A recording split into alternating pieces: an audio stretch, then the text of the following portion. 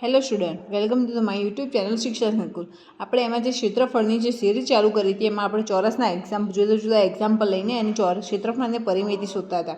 તો જો આવી રીતે કોઈ એમસીક્યુમાં કોઈ એવી કોઈ જગ્યાએ પણ કોઈ ગવર્મેન્ટ કોમ્પિટિટિવ એક્ઝામમાં આવી રીતે કોઈ ક્વેશ્ચન પૂછે કે બે ચોરસનો ક્ષેત્રફળનો ગુણોત્તર 225 અને 256 છે તો તેમની પરિમિતિનો શોધો. તો જો આવી રીતે ગુણોત્તર આપણને પૂછવામાં આવે તો ક્ષેત્રફળનું સૂત્ર છે વર્ગ કરવાના આપણે L સ્ક્વેર કરવાનો હોય છે અને પરિમિતિ = 4L હોય છે. તો આના માટે સિમ્પલ રીત છે, જો ક્ષેત્રફળમાંથી પરિમિતિમાં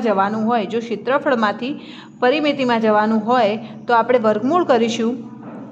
પરિમિતિમાં જવા માટે વર્ગમૂળ કરીશું અને પરિમિતિમાંથી જો ક્ષેત્રફળમાં આવવું હોય તો આપણે વર્ગ કરીશું. અહીંયા 225 અને 256 આપેલું છે. તો 225 કોનું વર્ગમૂળ છે?